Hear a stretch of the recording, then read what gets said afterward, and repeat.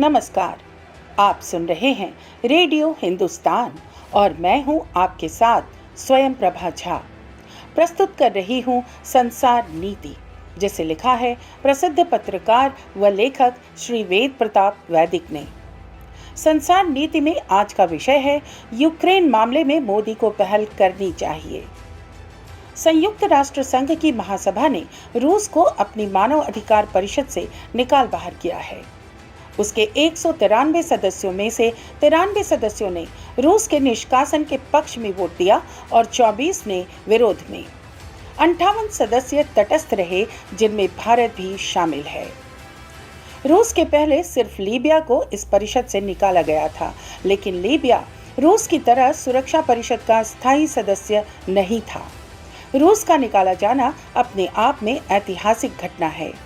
वैसे मानव अधिकारों के उल्लंघन में अमेरिका और चीन ने भी रिकॉर्ड कायम किए हैं, लेकिन यूक्रेन में जिस तरह का नरसंहार चल रहा है, वैसा द्वितीय महायुद्ध के बाद कहीं देखा नहीं गया। दुनिया के कई देश, खासतौर से अमेरिका से जुड़े हुए, उम्मीद कर रहे थे कि भारत कम से कम इस बार तटस्थ नहीं रहेगा, वह रूस के विरुद्ध वोट करेगा।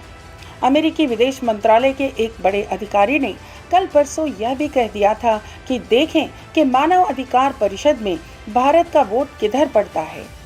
उसे रूस का विरोध करना ही चाहिए। यदि अब वह तटस्थ रहता है तो उसका असर भारत अमेरिकी संबंध पर जरूर पड़ेगा।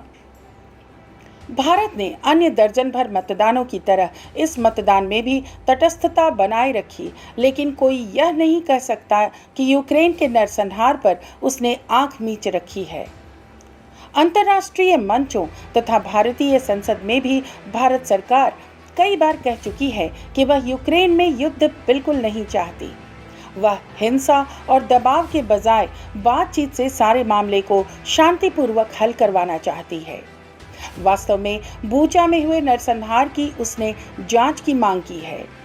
ऐसी मांग करने वाला भारत पहला राष्ट्र है। संयुक्त राष्ट्र में भारतीय प्रतिनिधि टीएस तिरुमूर्ति ने यूक्रेन में चल रहे रक्तपात पर गहरा दुख भी व्यक्त किया है। असलियत तो यह है कि अमेरिका और यूरोपीय राष्ट्र यूक्रेन पर शुद्ध जबानी जमा खर्च कर रहे हैं। वे खुलकर उसकी सुरक्षा का कोई प्रबंध नहीं कर रहे हैं। इसके कारण रूस का क्रोध प्रतिदिन उग्र होता जा रहा है। यदि ये पश्चिमी राष्ट्र यूक्रेन को पानी पर नहीं चढ़ाते तो रूसी आक्रमण की ये नौबत ही क्यों आती? रूस के विरुद्ध इन प्रस्तावों और मतदानों का पुतिन पर क्या असर पड़ रहा है? कुछ नहीं। यूक्रेन के वोलोदोमिर ज़ेलेंस्की ने ठीक ही कहा है कि संयुक्त राष्ट्र संघ अगर कुछ नहीं कर सकता तो उसे भंग क्यों नहीं कर दिया जाना चाहिए।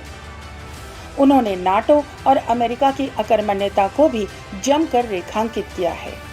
इस समय भारत का रवैया अत्यंत व्यावहारिक और तर्कसंगत है, लेकिन वह अत्यंत सीमित है। उसके अफसर यद्यपि जो कुछ बोल रहे हैं ठीक बोल रहे हैं, लेकिन उनसे ये आशा करना उचित नहीं है कि वे पुतिन और ज़ेलेंस्की के बीच मध्यस्थता कर सकते हैं या उनके बयानों का इन दोनों नेताओं पर कोई असर पड़ सकता है। यह भारत के लिए पहल का एकदम सही मौका है। बाइडेन और पुतिन दोनों के साथ भारत का बराबरी का संबंध है। यदि भारत के प्रधानमंत्री नरेंद्र मोदी पहल करें तो निश्चय ही बाइडेन, पुतिन और ज़ेलेंस्की उनकी बात सुनेंगे, क्योंकि इस मामले में भारत का अपना कोई स्वार्थ नहीं है। संसार नीति में आज इतना ही। सुनते रहिए रेडियो हिंदुस्तान। नमस्कार।